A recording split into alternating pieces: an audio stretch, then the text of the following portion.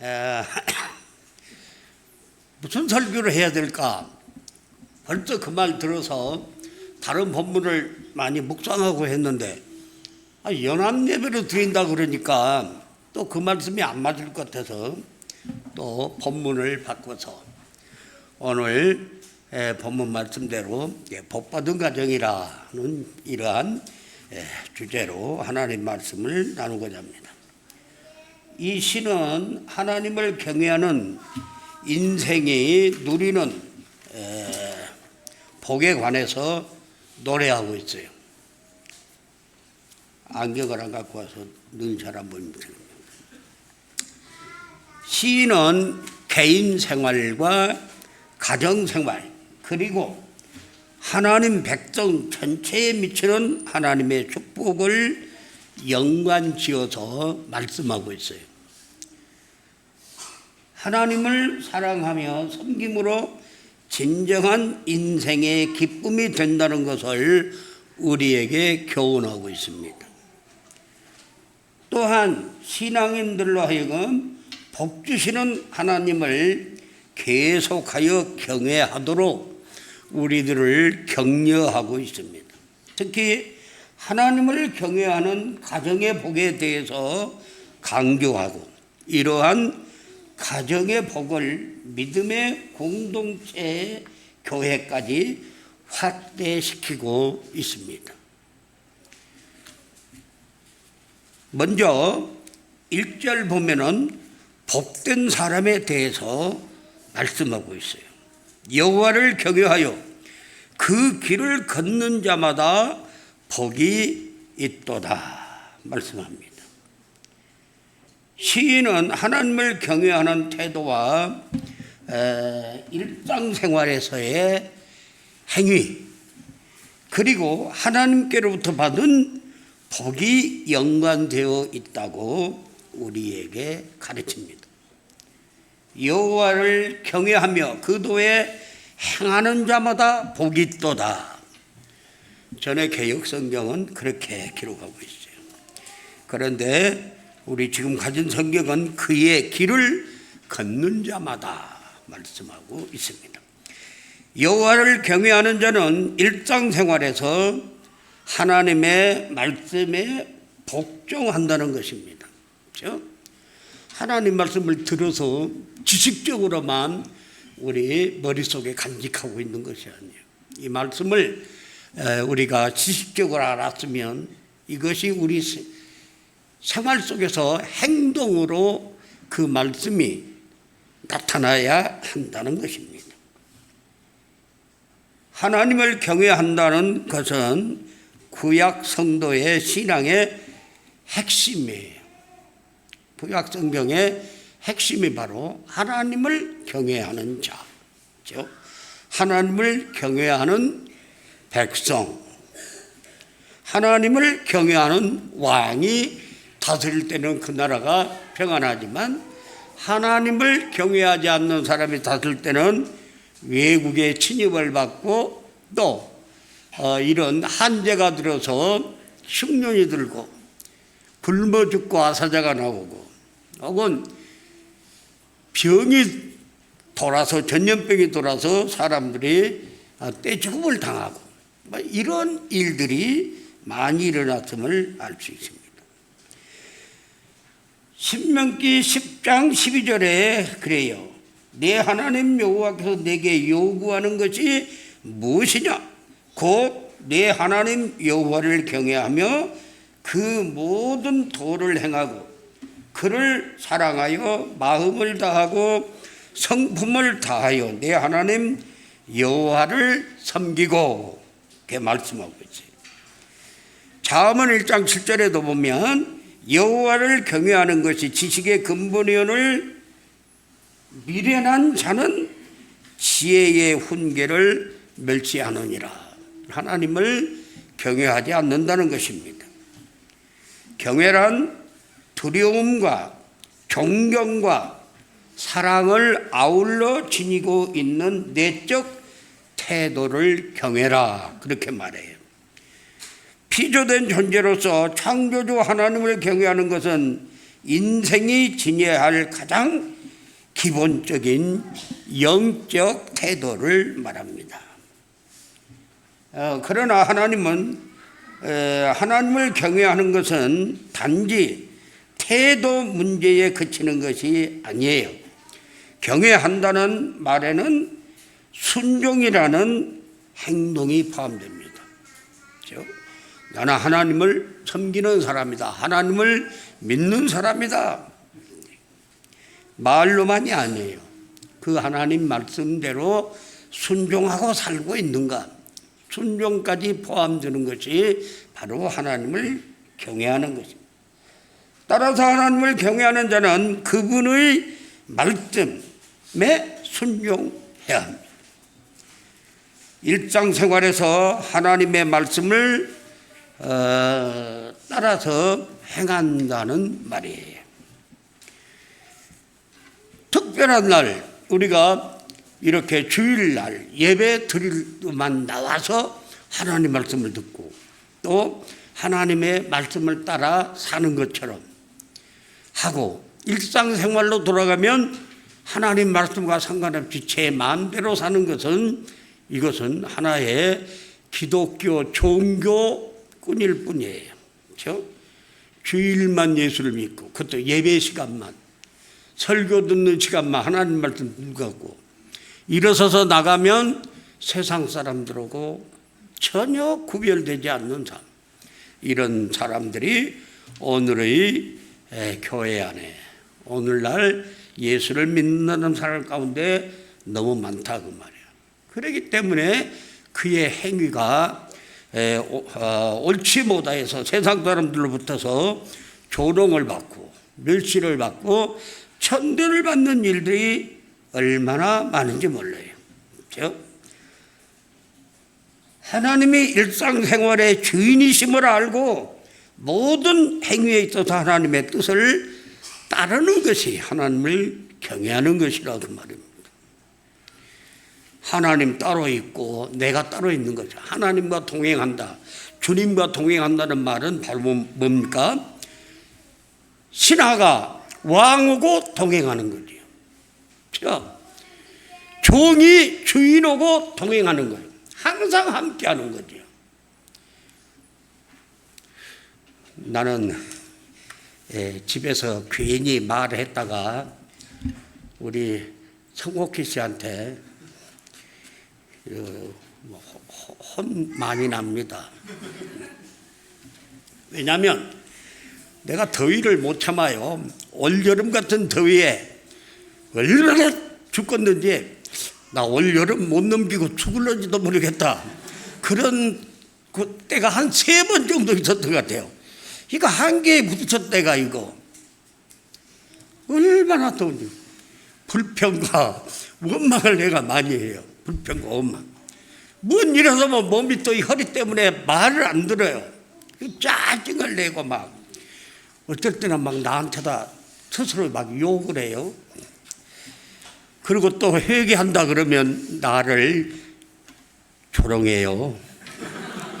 그러지를 말지.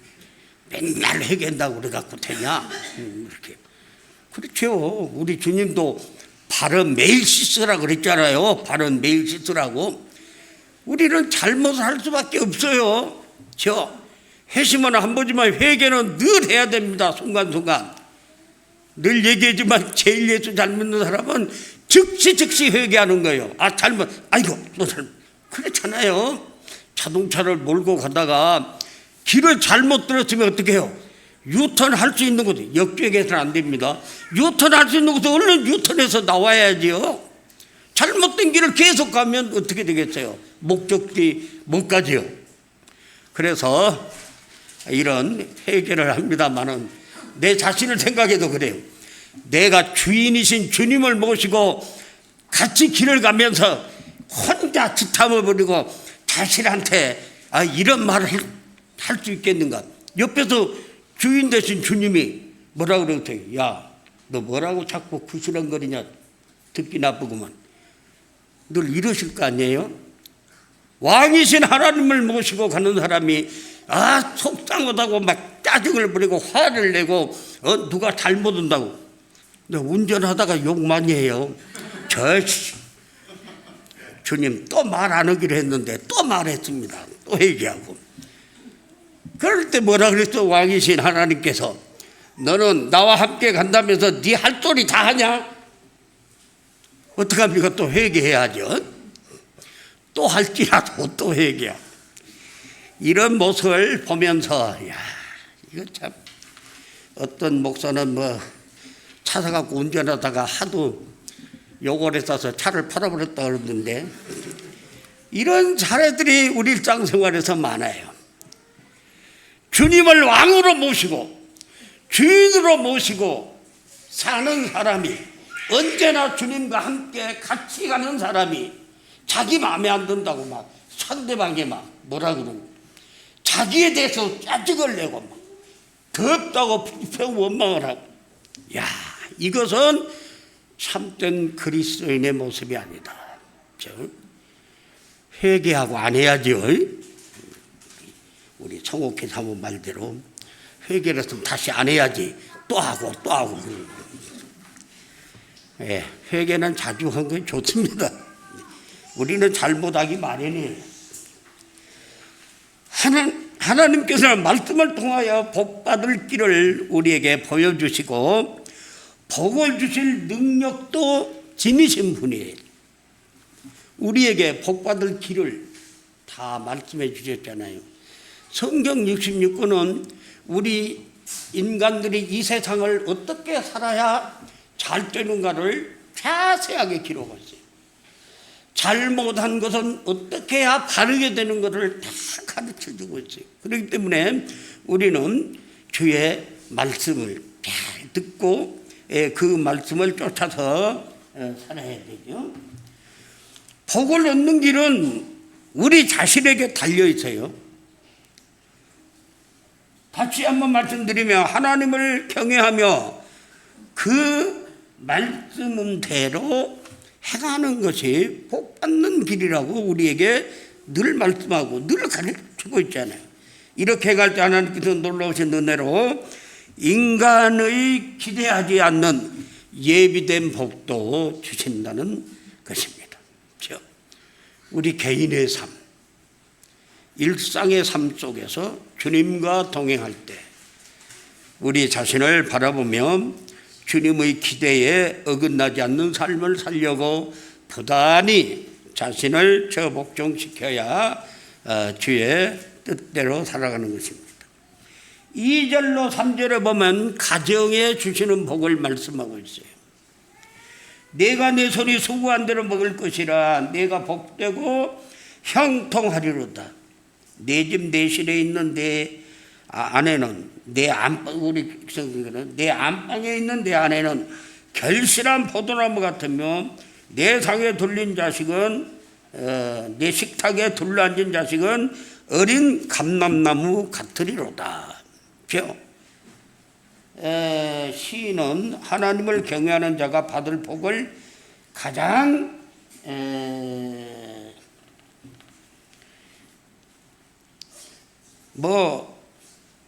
어떤 그런 유별난 것으로 말하지 않아요. 하나님께서 우리에게 복을 주신다 하니까 무슨 흥부가 제비들이 싸매져 갖고 무르고 박씨 그 박을 타니까 그 안에서 돈이 쏟아져 나와서 하나님의 부자가 되는 그렇게 말씀하지 않아요. 하나님의 말씀. 로또 복권 하나 사서 탁더니 그냥 수십억이 쏟아져 나오면 그런 복을 말씀하지 않아요. 세상을 놀라게 하는 기적도 약속하지 않아요. 오늘 본문의 말씀 보면 인생의 가장 근본적인 삶의 두 영역, 바로 일하는 현장과 가정생활에서 누리게 될 복을 이야기하고 있는 거예요. 그는 인간이 노동하며 그로부터 얻은 소득으로 삶을 영위할 수 있다는 것을 하나님이 주신 복이라 그렇게 말하거든요. 일할 수 있는 일터와 그 일을 잘 할 수 있는 건강과, 그렇죠? 그래서 손의 수고, 즉 수고하며 일할 수 있다는 것은 건강과 젊음이 병들지 않았으니 이것이 하나님의 복이라고 말이에요. 그러니까는 평범한 우리의 일상생활이 하나님이 주신 복이라고 말이에요. 우리 하나님의 복이라 그러면 무슨 하늘에서 뭐가 뚝 떨어지거나 뭐 이 땅에서 팍 솟아오르는 그런 복이 아니란 말이에요. 또 수고를 하여도 그 대가를 얻지 못하거나 보잘것 없는 수도 있죠. 왜? 받은 월급이 너무 적든지 내가 다니는 직장이 뭐 그리 좀 시원찮아서 내 수입이 적을 수도 있어요. 사회와 직장이 안정되어 삶을 위한 필요를 채울 수 있으니 이 또한 하나님의 복이며 감사한 일이에요. 적은 액수의 돈이지만 이것으로서 내가 생활할 수 있고 이것으로서 우리 가정을 꾸려갈 수 있다면 그것도 하나님이 내게 주신 복이라고 말이에요. 매일까지 것이 복이냐? 그게 아니에요. 수고한 것의 결과가 나타나기 위해서는 하나님께서 결실을 위한 환경도 주십니다. 농사를 짓다 보면요, 그래요. 안 믿는 사람도 그럽니다. 하나님도 안 믿는 사람들이에요. 아이고 하나님이 뭐 되게 해주셔야 되지 안 된다고. 난 옆에서 그러죠. 그렇죠. 사람이 해봤자 절반밖에 못한 거예요. 하나님이 때를 따라서 적당할 때 비를 주시고 햇빛을 주시고 바람을 주시고 해야 곡식이 되는 것이지. 금년에 여러분 사과 많이 먹었습니까? 사과 농장이 전부 다 탄저병이들 다 썩어 떨어져 버려서 여기저기서 과일 박스가 몇 개 들어왔는데 우리가 사과는 아니 우리 한 목사님이 보내준 그 속에 사과 5개가 들어있더라고요. 그 사과가 없어요 올해. 우리 집에도 6그루 사과 나무가 있는데 다 썩어 떨어져 버리고 이만한 거 한 5-6개 어제 따다가 놨습니다. 하나님이 일상 농사하는 일에도 하나님이 복을 주셔야 이런 결실에 바로 결실되고 아름다운 열매를 먹을 수가 있다는 것을 알 수 있습니다. 환경도 하나님이 조성하시고 사회적 안정도 주셔야 하는 것이 하나님의 복이에요. 사람의 노력으로만 되는 것이 아니라고 말입니다. 내가 복되고 형통하리로다. 이는 노동하는 대로 결과가 풍족하게 드러나는 것이죠. 의식주의 풍성해서 기쁨이 충만한 것을 말합니다.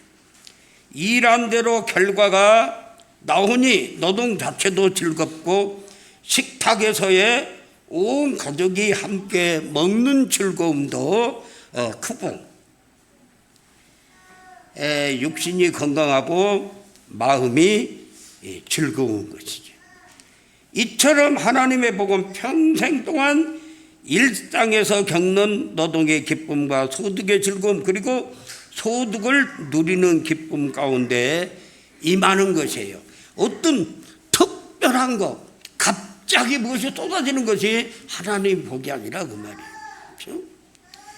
이미 말씀드린 것 같이 내가 일할 수 있는 일터가 있고 내가 수고한 것을 내가 받아서 내가 살고 우리 가족이 평안히 살 수 있는 이것이 하나님이 우리 일상생활에 주시는 복임을 알고 감사를 드려야 돼요. 흔히 하나님의 복을 더 높은 지위, 더 높은 계급, 기대 이상의 물질적 풍요, 기적적인 사건의 발생, 초자연적인 경험 등으로 기대하는 경향이 너무 많아요. 하나님의 축복을. 그러나 본문 말씀은 하나님을 경애하는 개인과 가정, 매일 거듭되는 노동과 그 소득을 즐겁게 누리는 것이라고 말합니다. 현재의 삶을 기쁘고 즐겁게 누리시기 바랍니다. 그리고 하나님이 주신 것들에 대해서 인간적으로 봐 이건 너무 적다 그러지 말고, 그래도 이것으로서 우리가 살 수 있는 것이 하나님 앞에 얼마나 감사한 일이냐. 하나님께서는 감사하는 자에게 더 주시지, 불평하고 예게 이런 사람에게 어떻게 복을 주시겠어요? 현재에 감사하지 못한 자에게. 이러한 복에 대해서 이제는 감사하면서 살아야 되겠어요. 본문 말씀은 하나님을 경외하여 그 말씀에 행하는 자가 받을 복으로 행복한 가정생활을 또한 말하고 있어요. 복된 가정이란 남편과 아내 그리고 자녀들이 함께 사랑하며 어울려 사는 것을 복된 가정이라 그래요. 오늘날 가족이 사는 건물은 화려하고 삐까번쩍하지만은 내용에 보면은 자식은 자식대로, 아들은 아들대로, 딸은 딸대로, 엄마는 엄마대로, 아빠는 아빠대로 제각각인 가정들이 얼마나 많은지 몰라요. 서로 몰라요. 남편은 아내가 무엇을 하고 다니지도 모르고, 아내는 남편이 밖에서 무엇을 하고 사는지 잘 모르고, 통하질 않아요. 자식들, 아들, 딸, 제 맘대로. 이것은 아무리 외적으로 좋은 환경을 갖췄다 할지라도 이것은 복이 될 수 없다고 말이에요. 포도나무와 감람나무는 풍요의 상징입니다. 그러니까 하나님께서 그들의 복된 삶을 위해 공급해 주신 선물이에요.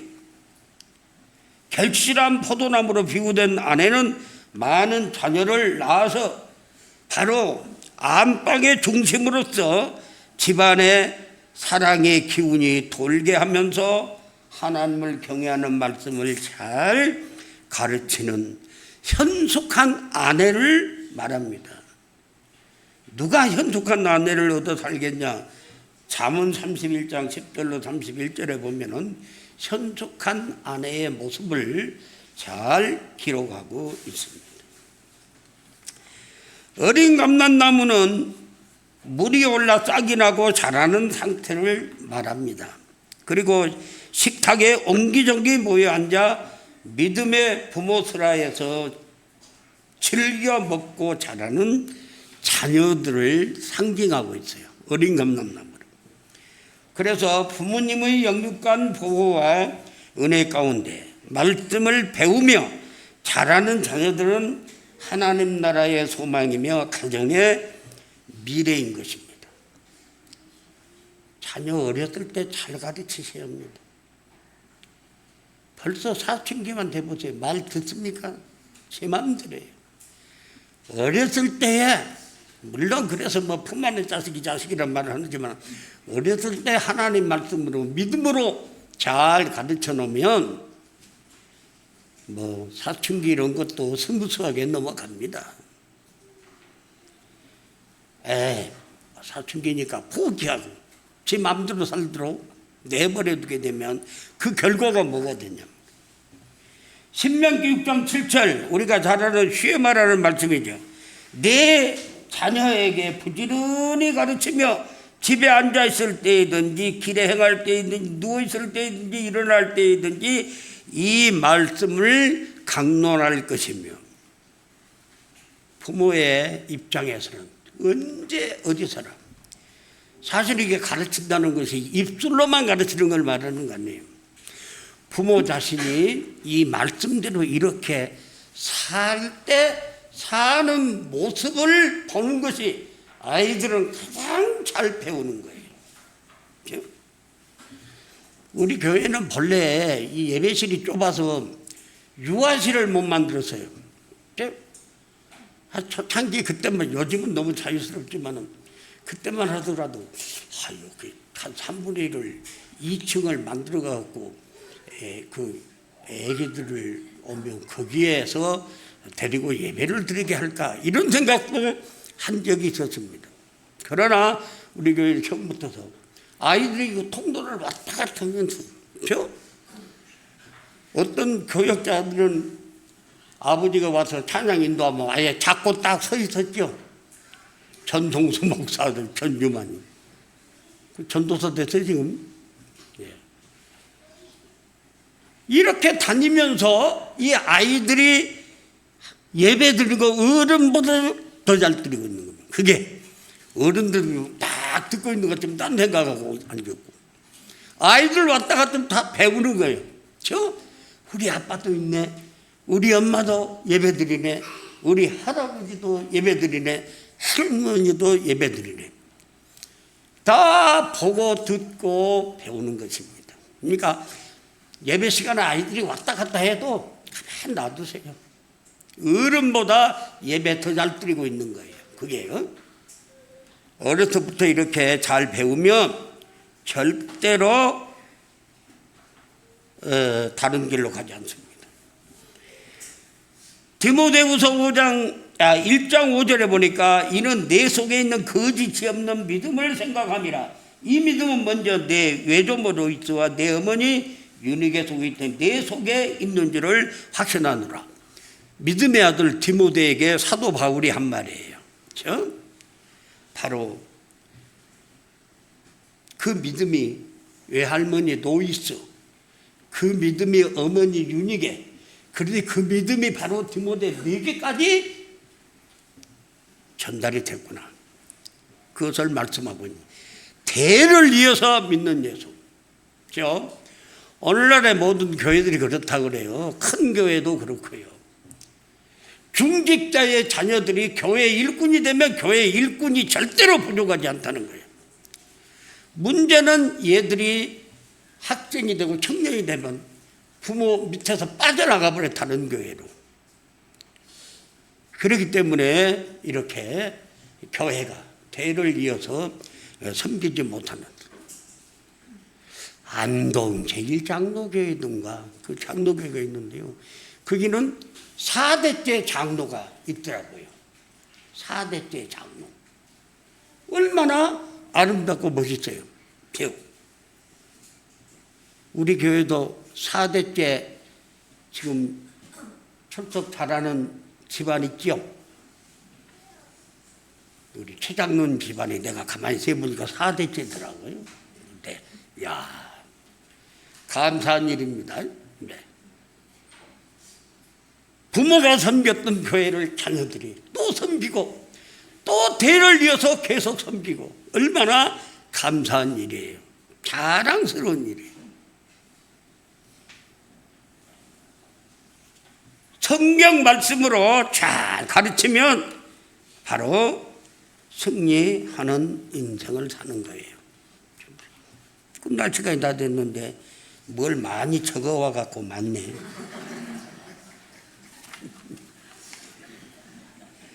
성경 한 권이 유일한 유산으로 받은 미국 16대 대통령 에이브람 링컨의 이야기를 아마 다 알 겁니다. 에이브람 링컨은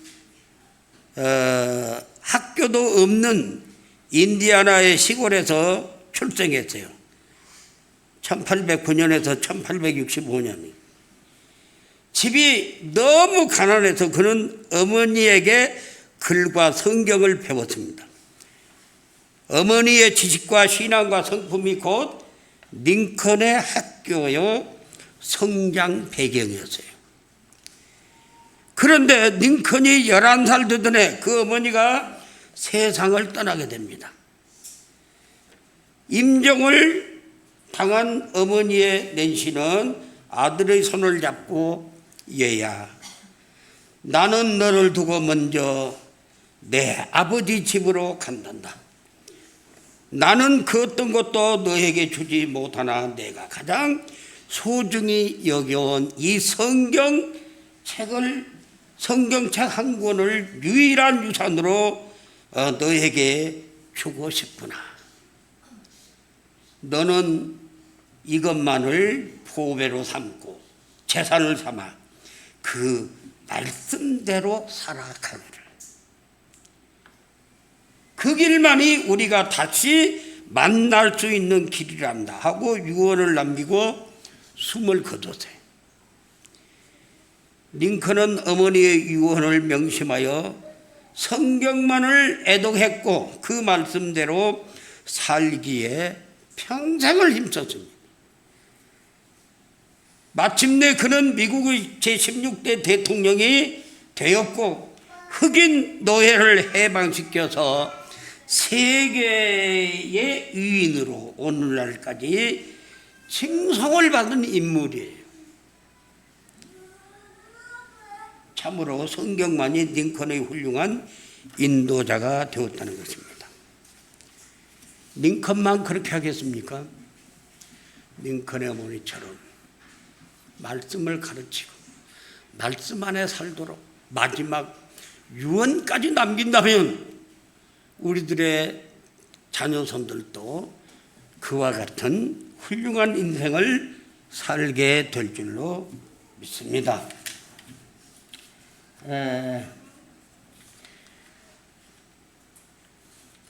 식탁에 둘러앉은 자녀들이 먹는 것이 음식만이 아니라 부모의 사랑과 하나님의 말씀이라는 사실을 잊지 마시기 바랍니다.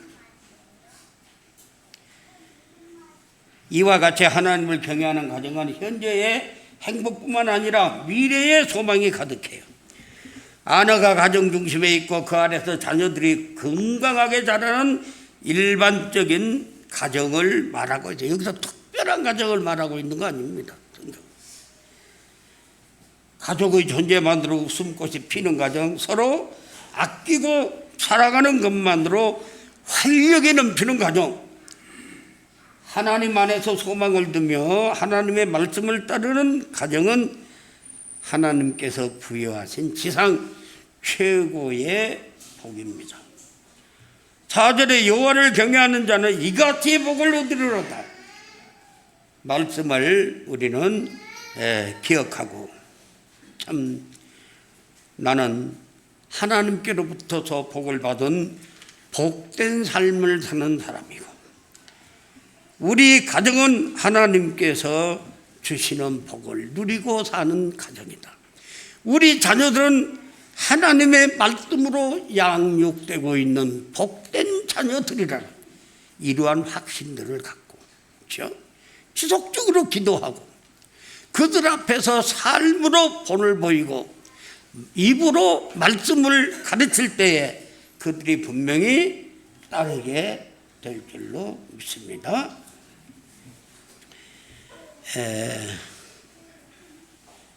그런데 어떤 사람은 그래요. 내가 지금 병 들어갖고 곧 죽으려고 그러는 반대 무슨 내가 개인적으로 복을 받는 사람이냐. 우리 가정의 중심의 아내가 병 들어갖고 죽게 생겼는데 우리 가정이 무슨 복 받는 가정이냐. 이렇게 말할 수도 있어요. 수입이 쥐꼬리만 해서 그냥 겨우 먹고 살기도 바쁜데 이게 무슨 복이냐. 이러면서 원망을 할 수도 있어요. 그러나 그런 과정을 통해서 하나님께서는 우리에게 당신의 자녀들에게 절대로 손해나게 하지 않는다. 그런 과정에서도 우리가 믿음을 지켜낼 때에 하나님께서는 욥이 고난 중에서 하나님의 축복을 풍성히 받아 누린 것처럼 그런 결과가 온다는 것입니다.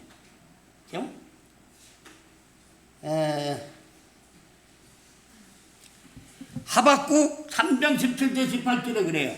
비록 무화과 나무가 무성치보다 포도나무에 열매가 없으며 감람나무에 소출이 없으며 밭에 식물이 없으며 우리의 양이 없으며 외양간에 소가 없을지라도 나는 여호와를 인하여 즐거워하며 나의 구원의 하나님을 인하여 기뻐하리로다. 이런 믿음을 가질 때 바로 그 결과는 우리가 상상할 수 없는 하나님의 축복 가운데 산다는 것입니다. 그리고 5절 6절을 보면 여호와께서 시온에서 내게 복을 주실지어다. 저 개인과 가정의 복에 대해서 말하던 그가 이제 시온을 생각해서 시온은 하나님께서 계신 것입니다. 개인과 가정의 삶에서 하나님을 경외하는 자의 복은 전체 믿음의 공동체까지 확대가 됩니다. 시온은 믿음의 공동체가 함께 모여 하나님 경외하기를 배우고 예배 드리는 곳이라는 측면으로 더욱 확대된 하나님의 복을 의미합니다. 바로 시온은 오늘의 교회를 말하고 있어요. 이 복이 시온을 통해서 이 복이 우리 개인에게 가정에게 주어지고 우리 자녀손들에게 주어진다는 사실입니다. 섬기는 교회에서 하나님 앞에 예배로 영광 돌리고 배운 말씀대로 들은 말씀대로 우리가 살 때에 하나님께서는 바로 이 복이 계속 주어진다는 것입니다. 섬기는 교회를 통해서 하나님의 복이 우리 삶에 계속 공급된다는 것을 우리에게 말씀하여 주고 있습니다. 그리고 이 복은 바로 자손에 계속 확장되어 가는 것을 말하고 있습니다. 오늘날 하나님의 백성들을 위한 복된 은혜는 하나님의 교회와 국가에 동시에 임해야 합니다. 다음 세대를 위해서 기도 많이 해야 됩니다. 요즘에 무슨 기독교 방송도 다음 세대를 위한 이런 말씀들을 많이 하고 있어요. 그렇죠? 자손의 자손을 기대하면서 오늘날 교회가 계속적인 확장이 일어나도록 하나님이 기뻐하시는 교회를 통해서 하나님께서 주시는 복이 개인과 가정에 계속 흘러간다는 사실을 기억해야겠어요. 하나님을 경외하는 자손은 교회와 국가를 하나님 경외의 터전으로 만드는 소망이라는 걸 잊지 마시기 바랍니다. 우리의 소망은 하나님을 섬기는 우리의 자녀손들로 인해서 바로 복된 미래가 결정된다는 것입니다. 믿음의 자손들이 번영하기를 끊임없이 기도해야 됩니다. 내 가정의 자녀들만이라도 하나님 앞에 바로 세워야겠다는 이러한 마음으로 기도하고 말씀으로 잘 가르칩니다.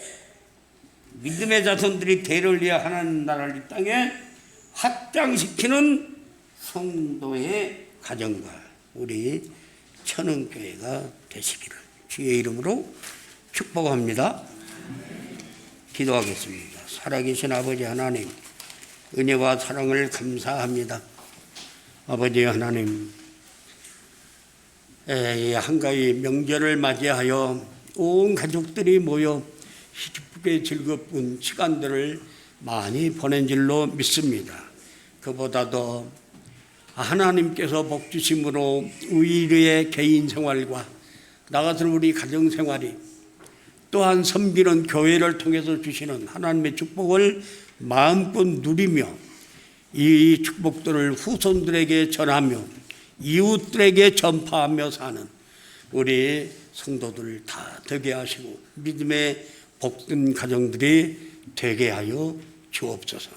예수님의 이름으로 기도합니다. 아멘.